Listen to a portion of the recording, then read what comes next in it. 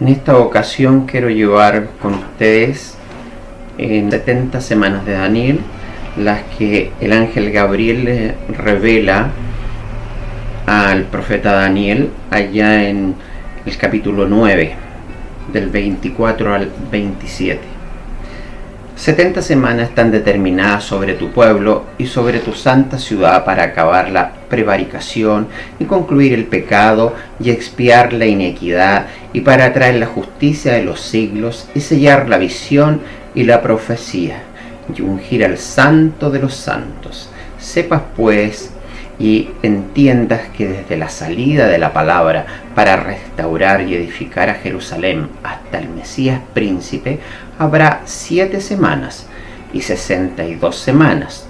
Tornaráse a edificar la plaza y el muro en tiempos angustiosos. Y después de las 62 semanas se quitará la vida al Mesías, y no por sí, y el pueblo de un príncipe que ha de venir destruirá a la ciudad y el santuario. Con inundación será el fin de ella, y hasta el fin de la guerra será talada con asolamientos. Y en otra semana confirmará el pacto a muchos, y a la mitad de la semana hará cesar el sacrificio y la ofrenda. Después con la muchedumbre de las abominaciones será el desolar, y esto hasta una eterna consumación, y derramárase la ya determinada sobre el pueblo asolado. Dejar muy, pero muy en claro que la segunda venida de nuestro Señor Jesucristo es un acontecimiento que se va a cumplir y que debemos predicar. Cada vez que Jehová entregó una profecía, la cumplió al pie de la letra, porque recordemos que uno de sus atributos es que Él es inmutable. La entregó en forma precisa, como cuando le reveló a José el sueño del copero y del panadero, del faraón, tal como lo hizo con Faraón, revelando su sueño de las vacas gordas y las flacas. Una precisión profética que solo proviene de Dios. Y esa es una de las formas que tenemos para reconocer y autentificar que es la palabra de Dios, las profecías cumplidas. La profecía que le muestra Gabriel a Daniel contiene una de las piezas más fascinantes, precisas y difíciles de todas las escrituras, porque ella marca y define casi toda la escatología. Es bien importante que nos ocupemos de términos precisos en el hebreo para que veamos que de la forma en que han sido traducidos a veces cambian un poco el significado. El término hebreo semana es chabua, en el plural chabuín, se deriva del número 7, cheva, y significa literalmente un periodo de 7, septena, de la misma forma que en el español se le dice de una docena o de una quincena. La unidad de tiempo a la que esta 70 se refiere se debe determinar explícitamente, o más bien se puede inferir por el contexto. Esto significa que es igualmente válido hablar de una septena o semana de 7 días o de 7 años. Como ejemplo del uso de la Biblia, de la semana de días tenemos Deuteronomio 19:9. 7 semanas te contarás desde que comenzare la hoz en las mieses, comenzará a contarte las 7 semanas. Todos estos años eran de libertad y reposo, ya que el 7º año tenía el mismo sentido que el sábado semanal. Hay aquí un verdadero trastorno humanitario y también ecológico admirable, mas el fundamento era de fe en la predestinación, así como una especie de memorial que nos recuerda que todo pertenece a Dios. Y qué lección más preciosa en estos días podemos ratificar cuando el hombre, producto de esta pandemia, debe estar encerrado y no está contaminando ríos, bosques, selvas, como la naturaleza empieza a recuperarse, ¿cierto? Bueno, de esta manera, según la Escritura, la destrucción de Jerusalén y el exilio de los sobrevivientes ocurrió como se lee en Segunda de Crónicas, esto en el capítulo 36 del 19 al 21. Y quemaron la casa de Dios y rompieron el muro de Jerusalén y consumieron al fuego todos sus palacios y destruyeron todos sus vasos deseables. Los que quedaron del cuchillo pasáronlos a Babilonia y fueron siervos de él y de sus hijos hasta que vino el reino de los persas, para que se cumpliese la palabra de Jehová por la boca de Jeremías, hasta que la tierra hubo gozado sus sábados, porque todo el tiempo de su asolamiento reposó, hasta que los 70 años fueron cumplidos. Jeremías 34, 8 al 22. Existen muchas afirmaciones bíblicas acerca de los 70 años de desolación. Uno de ellos está en Zacarías 1:12.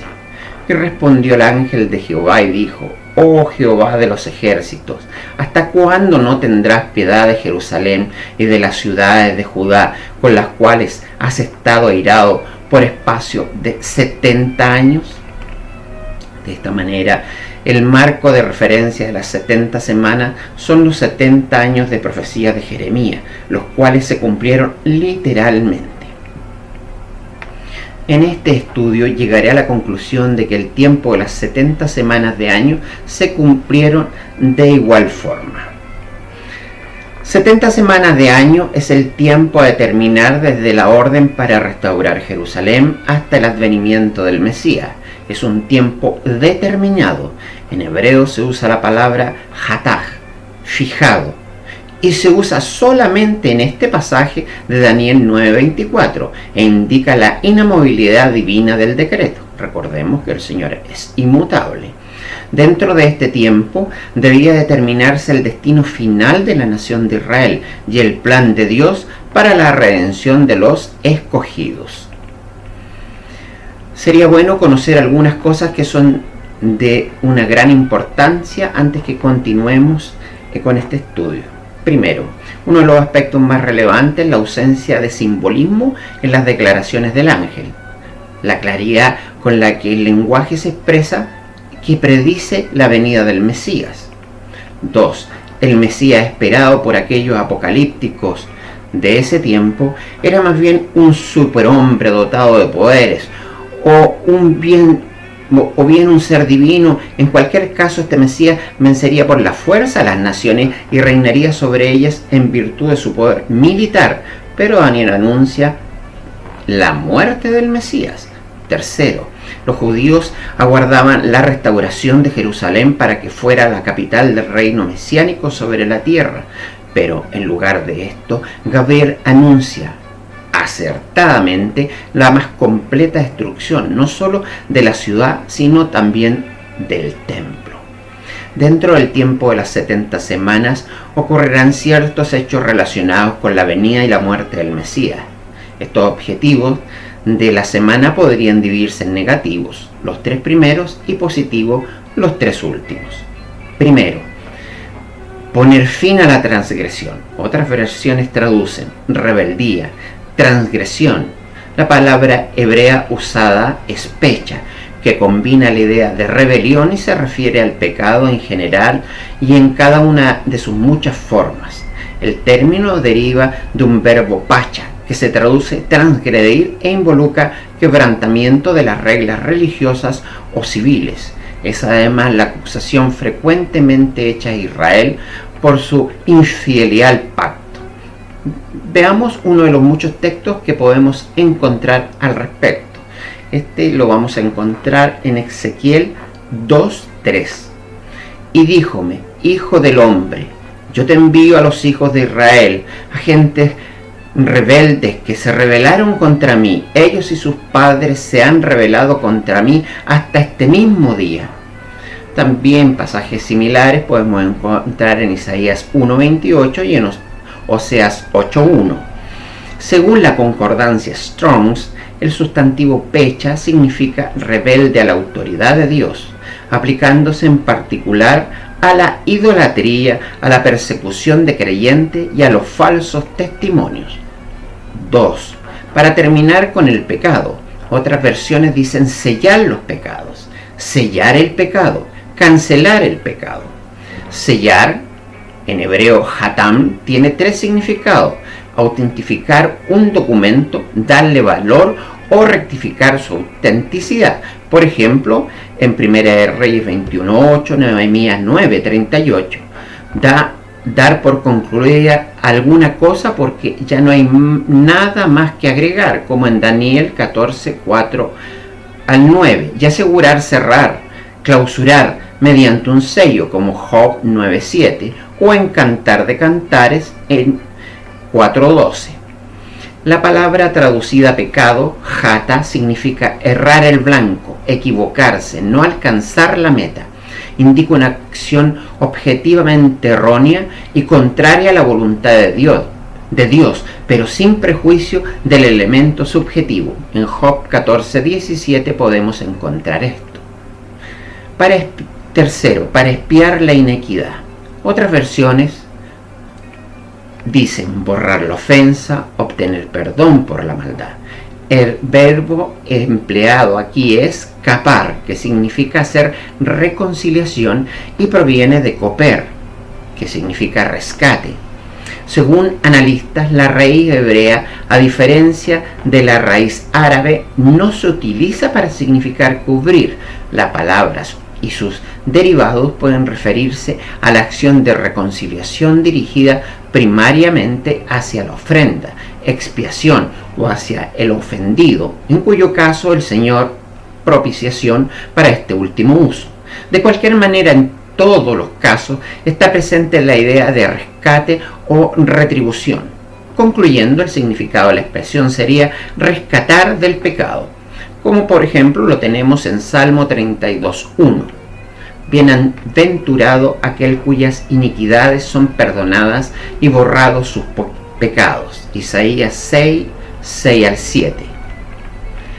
Y voló hacia mí uno de los serafines teniendo en su mano un carbón encendido, tomando del altar con sus tenazas, y tocando con él sobre mi boca dijo: He aquí que esto tocó tus labios y es quitada tu culpa y limpió tu pecado. Cuarto, para traer justicia eterna. Otras versiones dicen instaurar justicia eterna, establecer justicia para siempre, traer una justicia perenne, traer la justicia eterna. Esta expresión no aparece en ningún otro sitio de la Escritura. Aquí se une la idea de justicia o rectitud, que en hebreo es tzedek, y de eternidad, ad olam, presentando ambas como provenientes de la voluntad de Dios. Esta misma idea se nos presenta en Salmos 112:3 y 9. 3. Hacienda y riqueza hay en su casa y su justicia permanece para siempre. 9. Esparce, da a los pobres su justicia, permanece para siempre, su cuerno será ensalzado en gloria. Como todos sabemos, el hombre no es justo, pero eso sí, podemos alcanzar justicia. Romanos 10:4 nos dice: porque el fin de la ley es Cristo para justicia a todo aquel que cree. Número 5, para sellar la visión y la profecía. Otras versiones traducen: para que se cumpla la visión y la profecía, sellar la visión y al profeta. El verbo utilizado nuevamente es hatam, que es sellar. El significado sellar aquí bien puede incluir dos ideas que están acordes con los usos de hatam.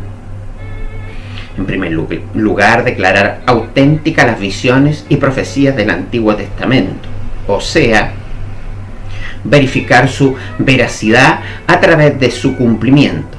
Por otra parte, la venida del Mesías constituye la revelación final de Dios, y de esta manera se sellará la visión y la profecía por no ser ya necesarias. En Hebreos 1, del 1 al 4, versa de la siguiente forma: Dios, habiendo hablado muchas veces y en muchas maneras en otro tiempo a los padres por los profetas, en estos postreros días nos ha hablado por el Hijo, al cual constituyó heredero de todo, por el cual asimismo hizo el universo, el cual, siendo el resplandor de su gloria y la misma imagen de su sustancia, y sustentando todas las cosas con la palabra de su potencia, habiendo hecho la purgación de nuestros pecados por sí mismo, se sentó a la diestra de la majestad en las alturas, hecho tanto más excelente que los ángeles, cuando alcanzó por herencia más excelente nombre que ellos. Hice esto para ungir el lugar santísimo. Algunas versiones traducen: el lugar santísimo, sea ungido el Santísimo, se consagre el Santísimo. La expresión Godech, Godasín, significa santísimo o santo de los santos. Si bien se refiere al lugar santísimo del templo, los varios usos relacionados por lo menos en una ocasión y posiblemente en dos los podemos ver en Levíticos 27-28, por ejemplo. Pero ninguna cosa consagrada que alguno hubiere santificado a Jehová de todo lo que tuviere de hombres y animales y de las tierras de su posesión, no se venderá ni se redimirá. Todo lo consagrado será cosa santísima a Jehová. Primera de Crónicas 23:13.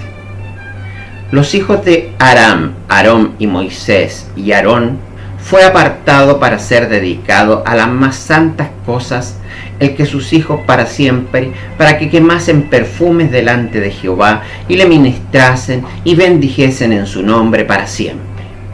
El acto de ungir, Mashach, de donde proviene Mesías o ungido, tiene un sentido religioso, el propósito de consagrar a un rey, a un sacerdote o a un profeta para el servicio del Dios de Israel. Segunda de Samuel 12:7. Entonces dijo Natán a David: tú eres aquel hombre, así ha dicho Jehová, Dios de Israel, yo te ungí por rey sobre Israel y te libré de la mano de Saúl. Éxodo 29:7. Y tomarás el aceite de la unción y derramarás sobre su cabeza y le ungirás. Isaías 61:1.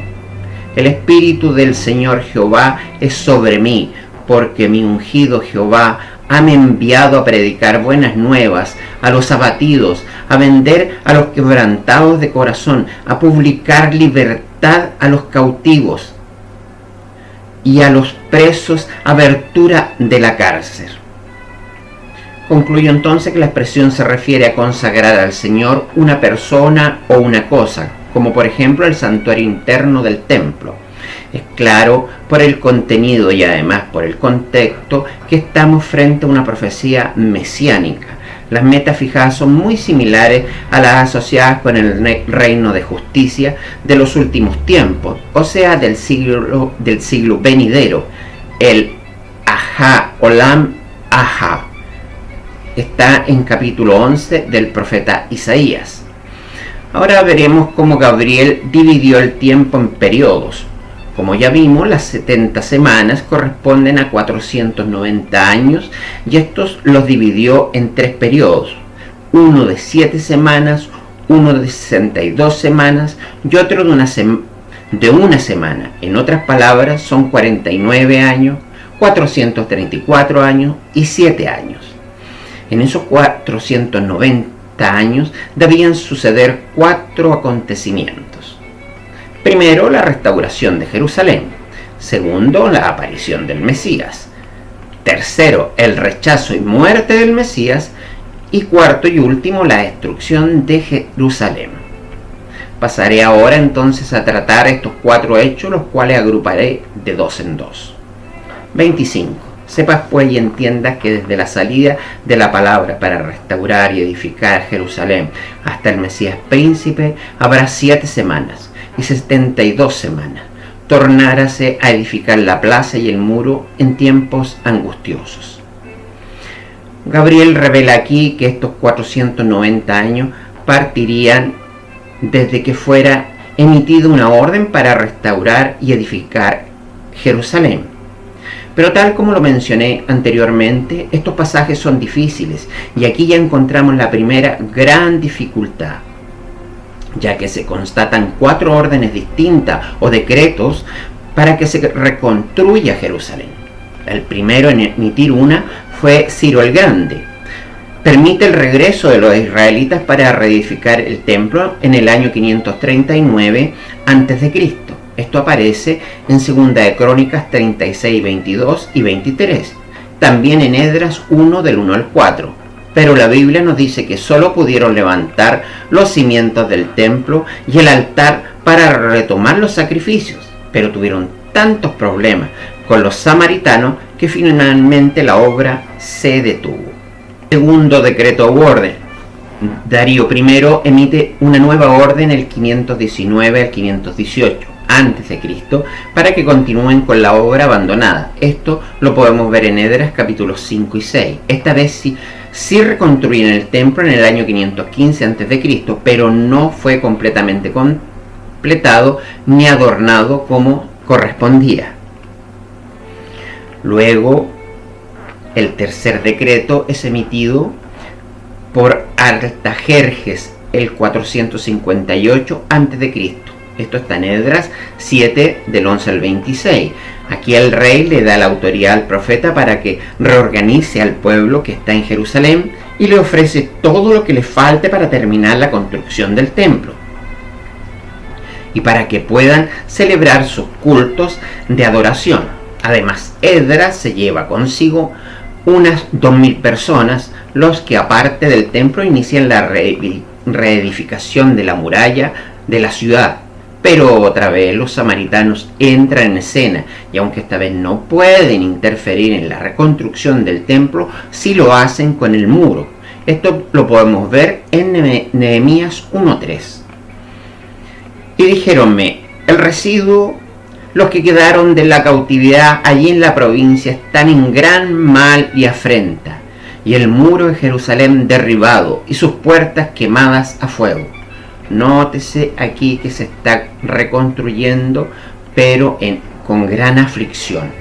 Y el cuarto y último edicto u orden lo emite Artajerjes y es producto de lo que le pide el profeta allá en Nehemías 2:1 al 18. Esta orden fue en el 444 a.C.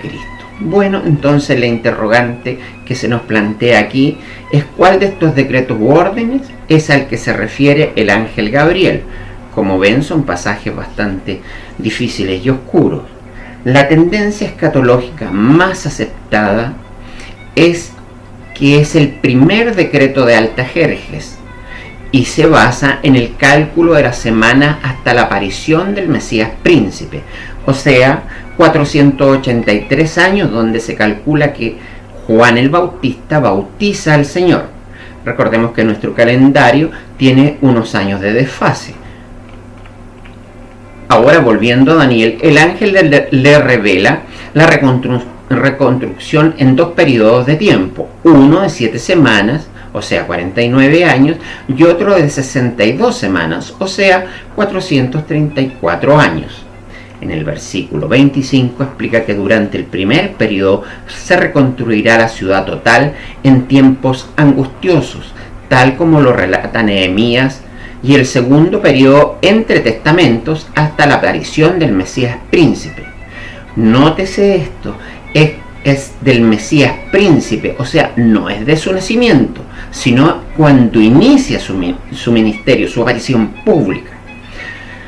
Ahora nos resta una semana para el cumplimiento total de la profecía. Entonces aquí debemos analizar con mucho cuidado los versos siguientes, que son el 26 y 27. 26. Y después de las 72 semanas se quitará la vida al Mesías, y no por sí, y el pueblo de un príncipe que ha de venir destruirá a la ciudad y el santuario. Con inundación será el fin de ella, y hasta el fin de la guerra será talada con asolamientos. Y en otra semana confirmará el pacto a muchos, y a la mitad de la semana hará cesar el sacrificio y la ofrenda. Después, con la muchedumbre de las abominaciones será el desolar, y esto hasta una entera consumación, y derramárase la ya determinada sobre el pueblo asolado. Lo primero que hay que hacer notar que la traducción literal del hebreo no es otra semana, sino que una semana. Esto es muy importante para la buena interpretación de la profecía. No está hablando de una semana extra, está hablando que es en una semana. En el verso 26 indica que después de las 62 semanas se le quitará la vida al Mesías.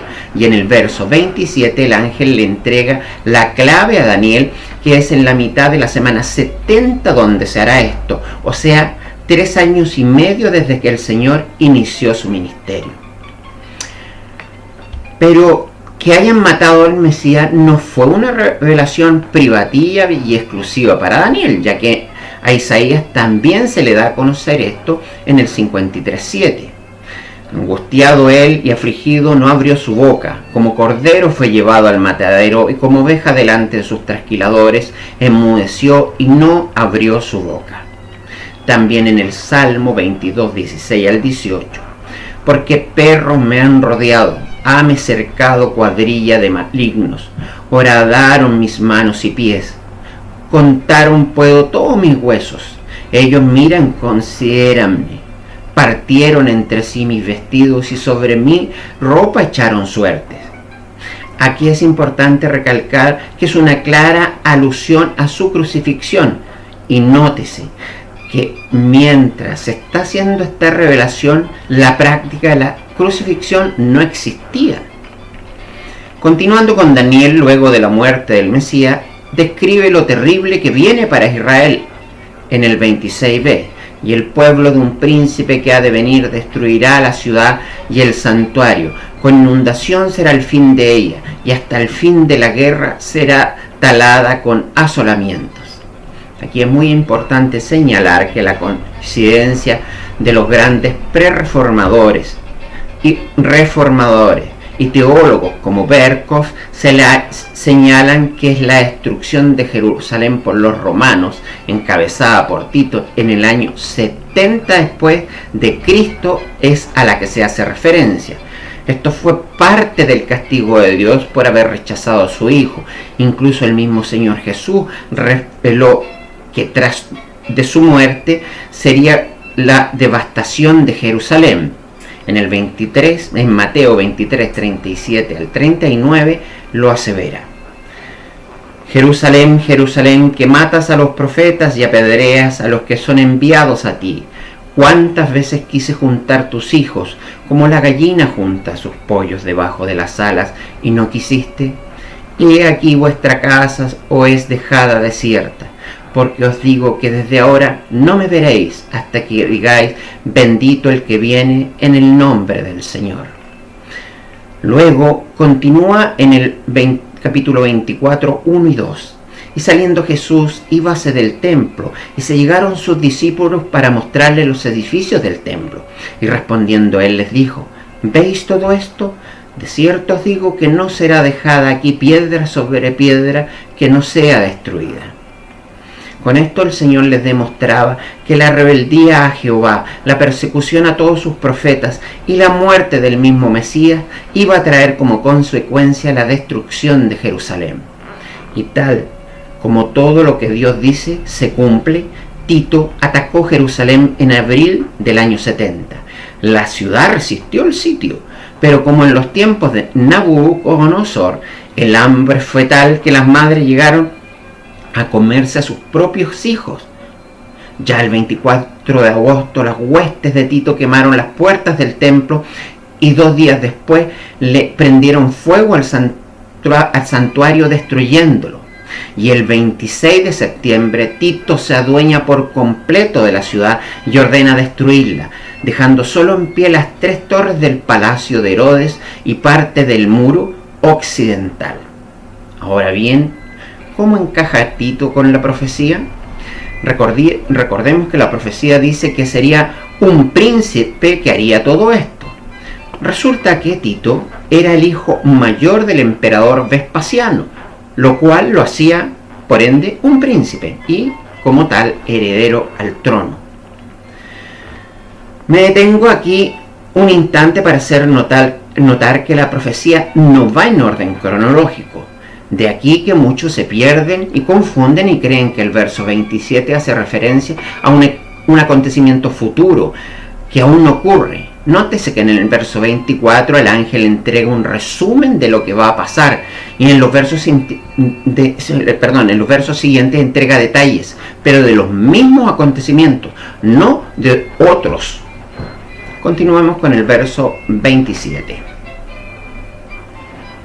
Y en otra semana confirmará el pacto a muchos, y a la mitad de la semana hará cesar el sacrificio y la ofrenda. Después, con la muchedumbre de las abominaciones, será el desolar, y esto hasta una eterna consumación y derramase la ya determinada sobre el pueblo asolado.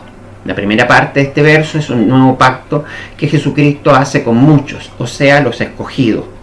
Revisemos Mateo 26, 26 al 28. Y comiendo ellos, tomó Jesús el pan y bendijo, y lo partió, y dio a sus discípulos, y dijo: tomad, comed, esto es mi cuerpo. Y tomando el vaso y hecho gracias, les dio, diciendo: bebed de él todos, porque esto es mi sangre del nuevo pacto, la cual es derramada por muchos para remisión de los pecados. Al pronunciar las palabras consumado es y morir posteriormente, el Señor hace cesar de forma definitiva y para siempre los sacrificios y ofrendas. Entonces aquí ya vemos que va a la mitad de la última semana que nos falta, o sea, ya han transcurrido 3 años y medio. Revisémoslo. En Hebreos capítulo 7, 26 al 27. Porque tal pontífice nos convenía, santo, inocente, limpio, apartado de los pecadores y hecho más sublime de los cielos, que no tiene necesidad cada día como los otros sacerdotes de ofrecer primero sacrificio por sus pecados y luego por los del pueblo, porque esto lo hizo una sola vez, ofreciéndose a sí mismo. También leemos en Hebreos 10, 11 al 14. Así que todo sacerdote se presenta cada día ministrando y ofreciendo muchas veces los mismos sacrificios que nunca pueden quitar los pecados. Pero éste, habiendo ofrecido por los pecados un solo sacrificio para siempre, está sentado a la diestra de Dios, esperando lo que resta, hasta que sus enemigos sean puestos por estrado de sus pies, porque con una sola ofrenda hizo perfectos para siempre a los santificados. Por otro lado, podemos ver que Juan el Bautista, que preparó el camino para Jesús, el enviado del Padre, él tiene conciencia de su autoridad y por ello afirmó que era mayor que, por ejemplo, el templo.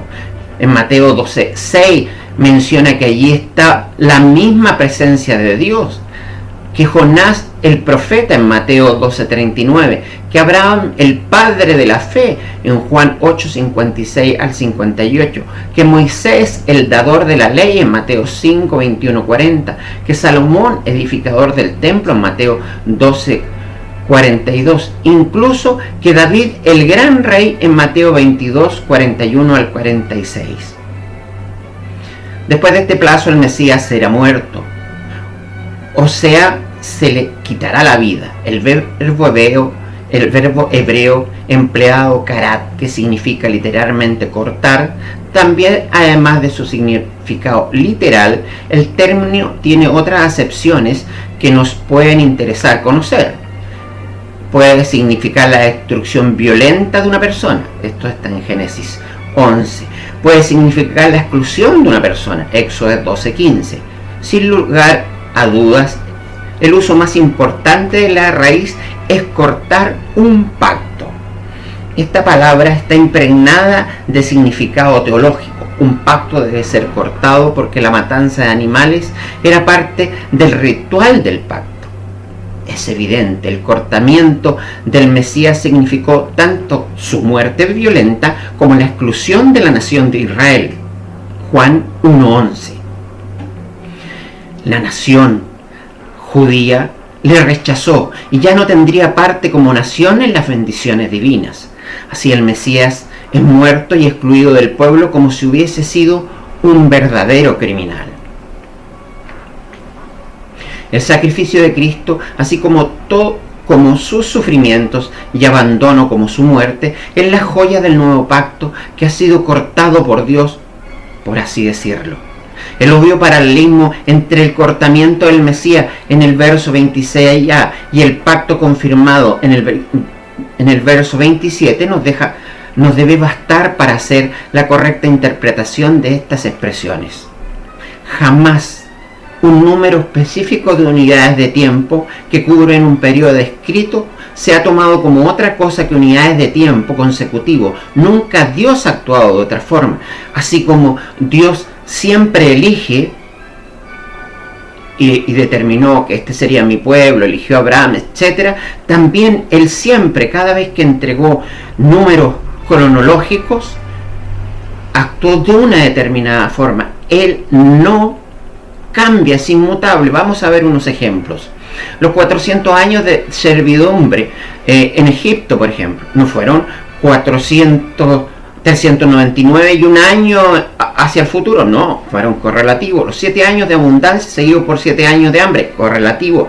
Los 40 años en el desierto, correlativos. Los 70 años del exilio, correlativo. La resurrección del tercer día es la forma de actuar de Dios.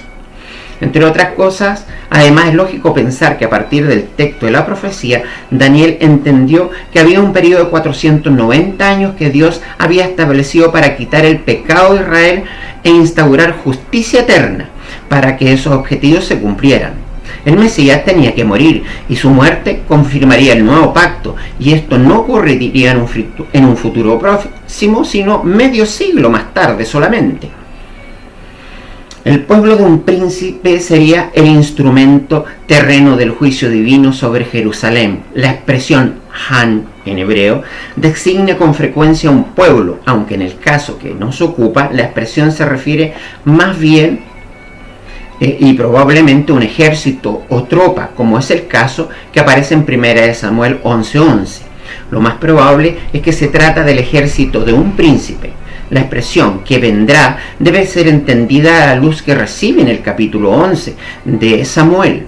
Allí esa palabra se utiliza siempre para describir un ejército agresor, sin referencia temporal al futuro.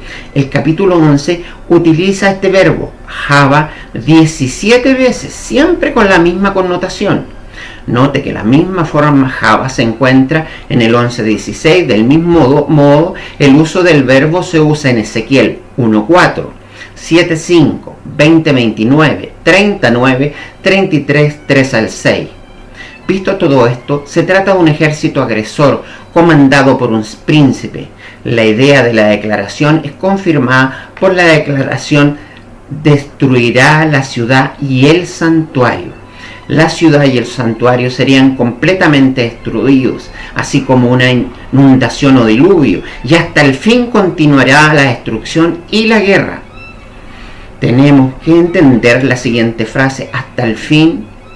Esta puede referirse al cese, al periodo final o al desenlace. Este último parece el significado más lógico aquí.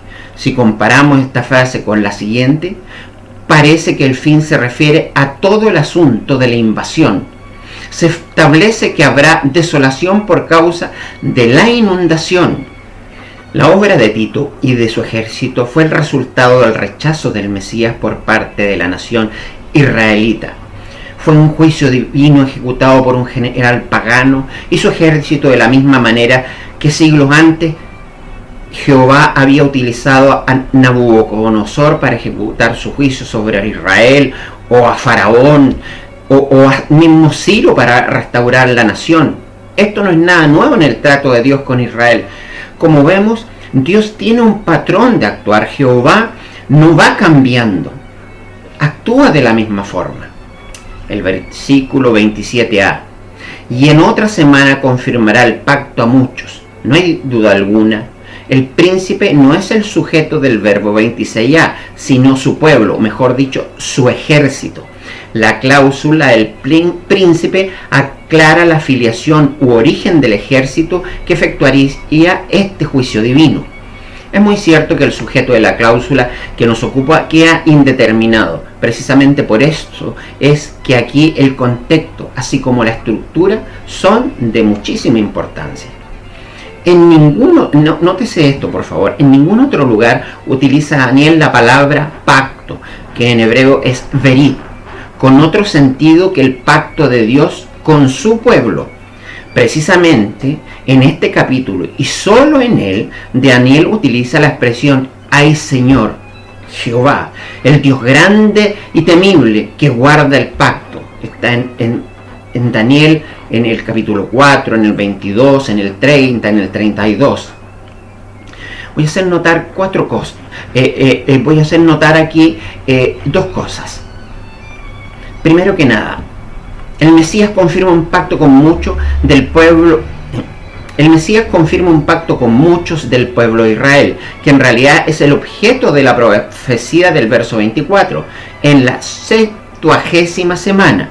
Y 2, a mitad de la semana 70 el Mesías hace cesar el sacrificio y la ofrenda, o sea, el ritual del templo judío se acaba. Esta interpretación no requiere presuposiciones, así como elementos extraños a la palabra de Dios y a la profecía. El problema que suele llamar a confusión radica en la palabra traducida confirmará. Esta raíz hebrea se traduce habitualmente como prevalecer, ser poderoso, tener fuerza, ser grande y ideas similares.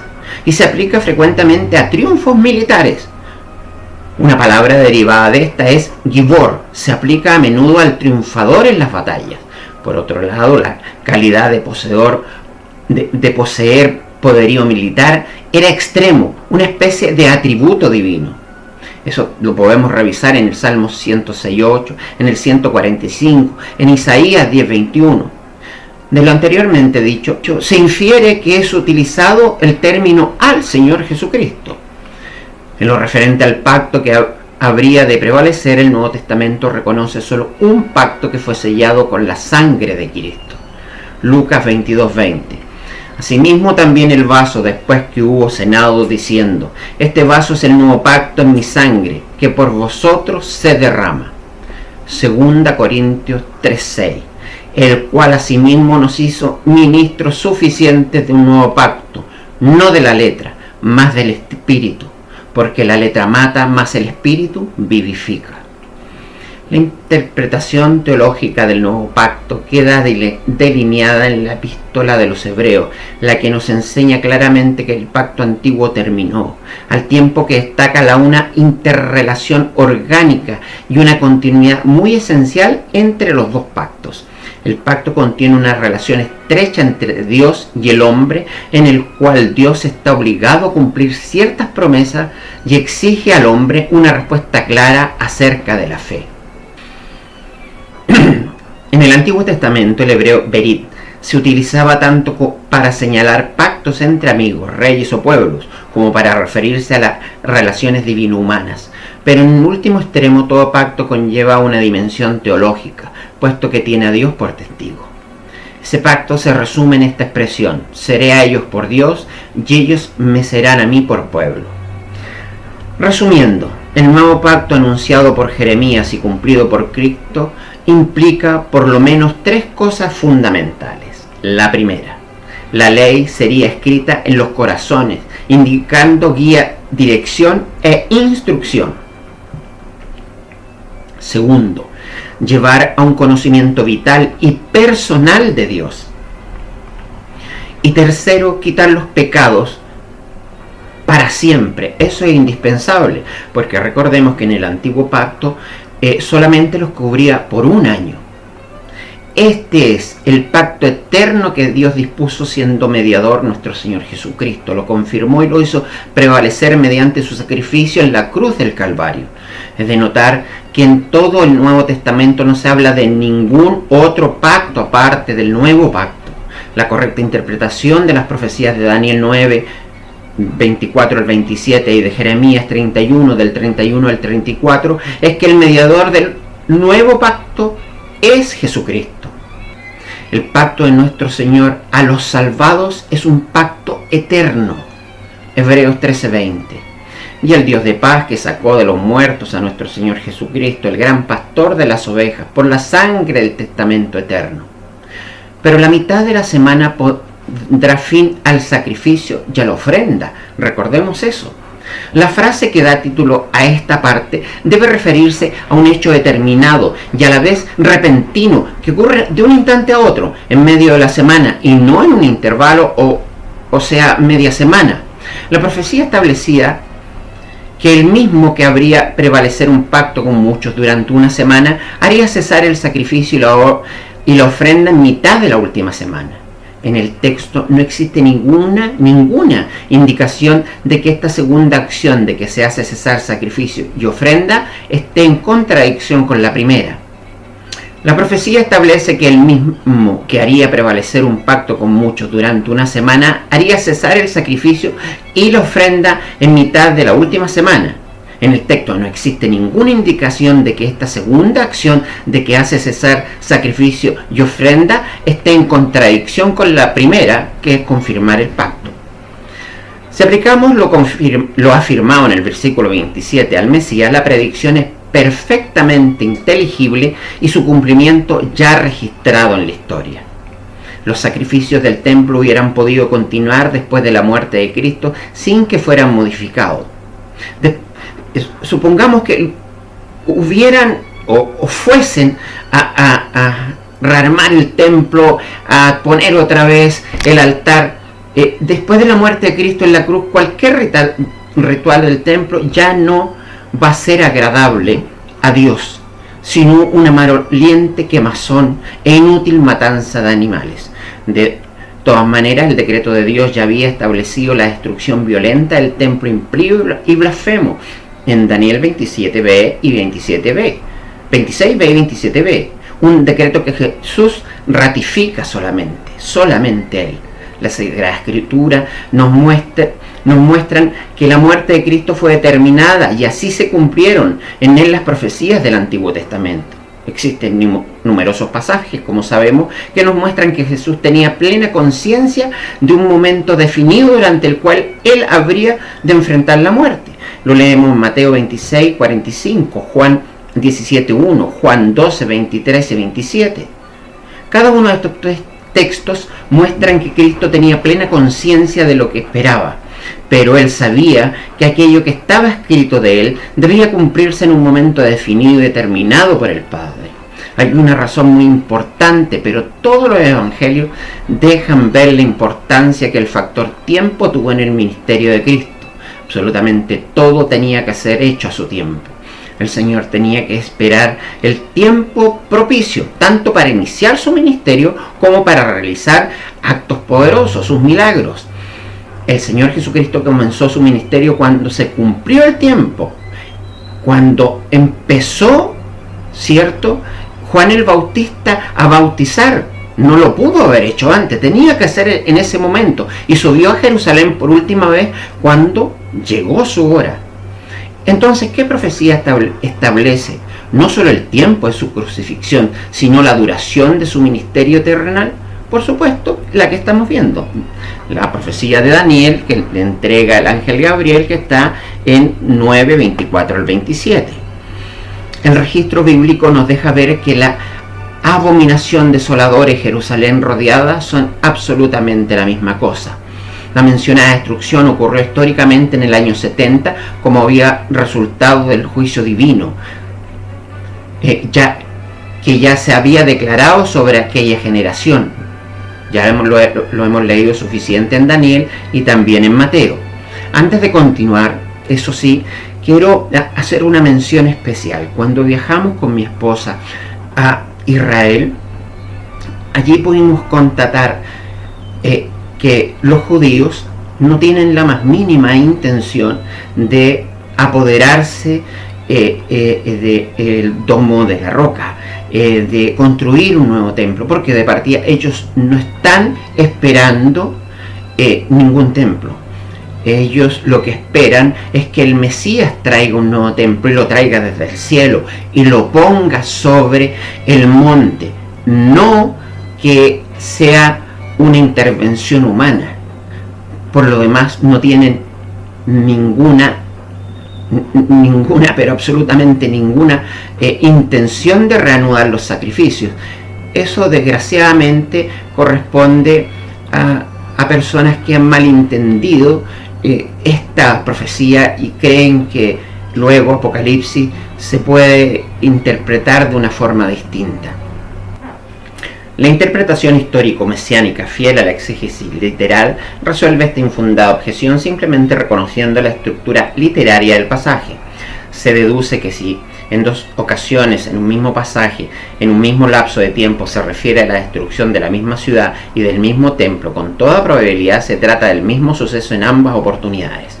Este suceso tuvo su cumplimiento histórico en la destrucción total y completa de Jerusalén y del templo en el año 70 por Tito. La destrucción de Jerusalén ocurrió fuera del plazo de las 70 semanas. Esta realmente no es una objeción importante, por cuanto la destrucción de Jerusalén no correspondía a ninguno de los objetivos que debía cumplir el Mesías. Según la interpretación histórico-mesiánica, fueron cumplidos todos sus propósitos por Cristo. La venida de Cristo pone fin a la iniquidad, instaura la justicia eterna y hace cesar los sacrificios como el único medio de acercarse a Dios. Pero la destrucción, al no ser parte de los objetivos que tenía el Mesías, puede inferirse que ocurriría después de los sucesos relativos al Mesías, indicados en los versículos 26a y 27a de Daniel 9, pero no especifica cuánto tiempo después. Un dato muy importante, eso sí, es el que el Señor Jesucristo afirmó que aquellos que vivían en su tiempo verían la destrucción. Leemos en Mateo 24, 34 y 35, de cierto os digo que no pasará esta generación que todas estas cosas acontezcan. El cielo y la tierra pasarán, mas mis palabras no pasarán. En ambos versículos 26 y 27 de Daniel, la destrucción de la ciudad se coloca consecuentemente a la muerte del Mesías. La frase, la muchedumbre de las abominaciones, también es muy oscura, pero en el idioma hebreo se escribe kanap, que quiere decir alas. Hay algo importante en el uso de esta palabra. De las 107 veces que aparece, se usa solo en 10 ocasiones con referencia a las aves. Es mucho más frecuente el uso figurado. Uno es el término alas, podría aludir al hecho de que la ciudad, así como el templo, serían cubiertos de abominación al mismo tiempo, que en otros casos el cubrir con alas es símbolo de protección, como en Salmos 17:8. Donde hay mayor coincidencia. Según los eruditos, el pasaje debe traducirse así: y sobre el ala de abominación está el desolador. Las alas podrían hacer referencia a las águilas, que era el símbolo del poder imperial de Roma. Y la otra sugieren que Canab alude al pináculo del templo, y por lo tanto esta expresión se refería a la contaminación permanente. Por otro lado, aunque la expresión no sea clara, casi todos están de acuerdo que se trata de un horrible sacrilegio, una profanación espantosa, no solo contra el templo, sino a la santa ciudad. Esto es precisamente lo que predice el versículo 26b, y da otra razón para considerarlo parte de la profecía del mismo acontecimiento al que se refiere el versículo 27b. La última frase del versículo, la que está decretada, sea derramada sobre el desolador, sugiere que el agente causante de esta destrucción está también condenado y además ya destruido. Para concluir, el versículo 27b señala la profecía anunciando la destrucción total de la ciudad, del templo y naturalmente de sus habitantes, sin mencionar ni tan siquiera insinuar ninguna intervención divina para evitarlo. Para aquellos que rechazaron al Mesías no se da ninguna esperanza, sino una horrenda expectación de juicio. Esta profecía termina no con bendición, sino con el más severo castigo, pues el tiempo de Israel ya se acabó. Ahora, tal como lo dice Pablo en Romanos 2, 27 al 29, y lo que de su natural es incircunciso, guardando perfectamente la ley, te juzgará a ti, que con la letra y con la circuncisión eres rebelde a la ley, porque no es judío el que lo es en manifiesto, ni la circuncisión es la que es en manifiesto en la carne, mas el judío el que lo es en lo interior, y la circuncisión es la del corazón, en espiritual, no en letra, la alabanza del cual no es de los hombres, sino de Dios. Nótese, la verdadera circuncisión ahora, ¿cuál es? La del corazón, la del Espíritu Santo, la del nuevo pacto. Ahora, por ende, somos nosotros su pueblo, su iglesia, por los que el Señor murió, los escogidos. Ya no hay otro pacto, ninguna consideración especial con Israel, pues el ángel le anuncia a Daniel que esto iba a acabar con su rebeldía y perversiones, que todo eso tendría su fin y su justo castigo. Muchos de los líderes religiosos rechazaron a Jesús como el Cristo. Así ellos serían juzgados y la orden del viejo pacto terminaría con la destrucción de Jerusalén. Esta sería la señal del fin del siglo, que es en hebreo aión, el viejo pacto y la consumación del nuevo pacto. En Mateo 24-22, aquí Jesús ofreció a sus discípulos consuelo, eso sí, de lo que estaba por venir. Él les dijo que todos aquellos que permanecieran hasta el fin de este disturbio social, de esta guerra religiosa, política, serían salvos. Esto es, ellos no morirán, no iban a morir en la guerra con los romanos. ¿Qué era el fin? Este no era el fin del mundo físico, pero sí el fin del viejo pacto, que culminaría con la destrucción del templo antes de que esa generación pasara. Esa generación, sus apóstoles lo iban a ver. Los discípulos de Jesús entendieron que ese fin estaba cerca y significaba el fin específico de la era judía. Jesús había dejado claro a los líderes religiosos de sus días que el reino de Dios sería quitado de ellos para darlo a gente que produzca los frutos de él. Está en Mateo 21:43. Recordemos que aún nos faltan 3 años y medio para concluir la profecía completa. Y aquí se manifiesta nuevamente la piedad de Dios. ¿Por qué? Porque en estos 3 días y medio que faltan, estos 3 años y medio que faltan, Jehová permite que los apóstoles solo le prediquen a los judíos. Les entrega así la última oportunidad a su pueblo para que reconozcan al Mesías, a su Hijo, y se arrepientan. Pero ustedes saben todo lo que pasó, la persecución atroz, criminal que hubo contra los apóstoles y discípulos. Y luego del martirio a Esteban y la conversión de Pablo, que se calcula por Flavio Josefo, escrito entre otros, que son 3 años y medio después, empieza la predicación ya a los gentiles, o sea, nuestro tiempo, el de la iglesia invisible. El nuevo pacto se inicia y termina por completo. El antiguo y la profecía de Daniel se cumple al 100%. Que el Señor les bendiga.